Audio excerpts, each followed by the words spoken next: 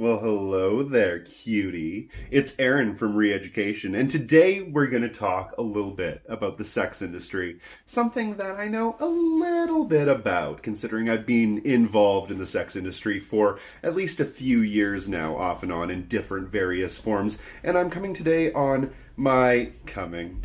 wink, on my very sensual, very sexy moose themed blankets and pillows.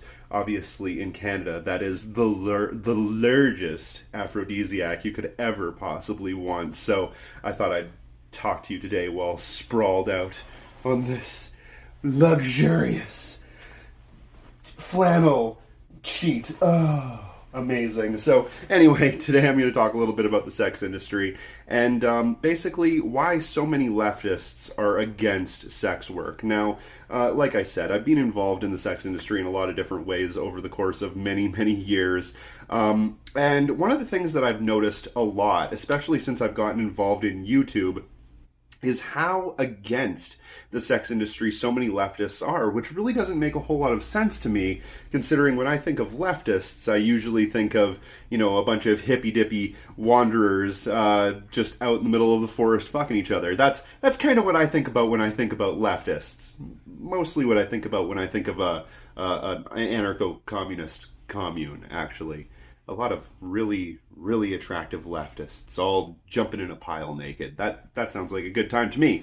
But it apparently isn't a good time to everybody because a lot of leftists believe that sex work is somehow incredibly bad and always, always, always is exploitative towards the people that are involved in it, specifically women. Of course, I don't hear a whole lot of people complaining about the men involved in sex work. A lot of people seem like that is just totally fine, but when it comes to the women, a lot of people have a problem with this. So my question is why? A lot of people say that it's because women are exploited in the sex industry. But to be fair, everybody is exploited in every industry. It just depends on what manner of exploitation you are actually willing to deal with. And a lot of people that I know that are involved in the sex trade actually believe that the sex industry is a lot less exploitative than a lot of other industries that happen to be out there. For example, if you're sucking sewage all day long and you happen to have to go home because you get dysentery, one of the problems with having that job, you can obviously lose that job, and that, to me, sounds a whole lot more exploitative than having to put a dick in your mouth once in a while. But, again, that's just me. A lot of different people have a lot of different opinions on this whole entire situation, and some people will feel more comfortable doing certain things than others. And that's, I think, where the main problem is with this entire argument, is that when we're talking about things specifically on the internet, but in our milieu, our world in general right now, there is either black or white, and there is no middle ground. It's either all a good thing or all a bad thing. And that goes with everything. Yes, there can be extremely terrible, horribly bad situations like rape, like murder, like exploitation, like kidnapping and being put into sex trafficking rings or human trafficking and that sort of thing. There is that. That's a serious, serious problem that a lot of people have to deal with.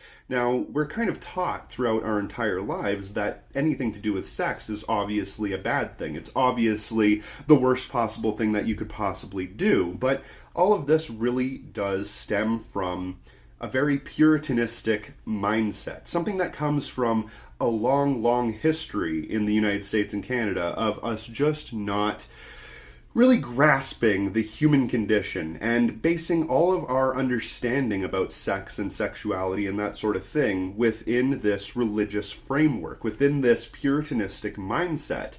And when you base all of your understanding about a biological system on a book that was written thousands of years ago, you're going to get things wrong, and actually you're going to get almost everything wrong.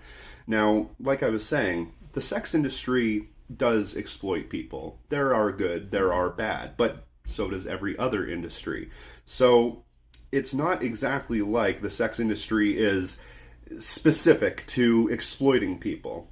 And of course, we all understand that a lot of prostitution, especially when done for drugs or when done through violence and that sort of thing, is bad.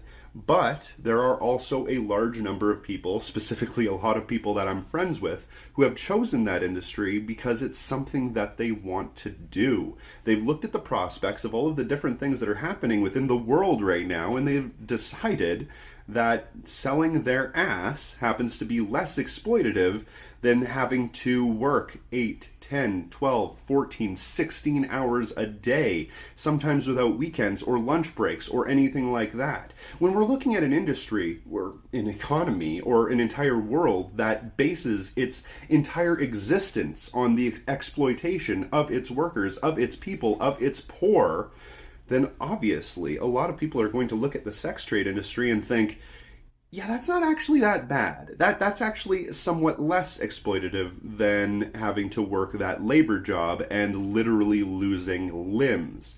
That's a real problem in the construction industry. That's a real problem even in cooking, where you're going to lose fingers, lose limbs, that sort of thing. There is exploitation and danger when it comes to any industry that you are ever going to be involved in. And when we look at things as though everything is either black or white, good or bad, this way or that way, then we really miss a lot of that gray area where there are a lot of things that go on. When we're talking about the sex industry, we're talking about a lot of different things. We're talking about everything from sugar babies, right, all the way to full-blown hardcore porn and escorts and prostitution.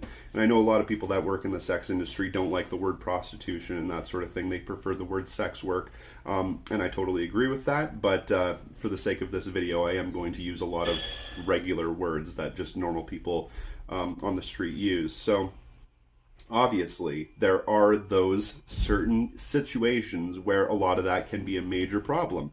But there are a lot of other situations where it's totally normal, where it's just a couple of people that are going out doing something completely consensually and just exchanging a few dollars at the end of it. It doesn't have to always be dirty. It doesn't always have to be this disgusting, terrible, horrible, scary thing. It can be normal, because sex work, in the end, is work. It's actually a hard job in a lot of cases. And you don't really know that until you're actually in the industry and you have to work with people that have to deal with all of the different stressors that are involved in the sex work industry. There are a lot of them. And the idea that this is the only industry that exists that is completely taboo, that is the most exploitative, is just not the case.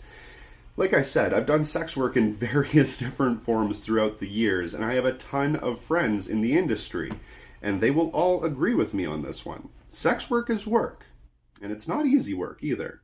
At least that's the way I look at it. If you do get a chance, please hit that bell button. Definitely subscribe to the channel, because they are definitely 100% not going to tell you the next time I make a video. So do all those things, and thanks for watching.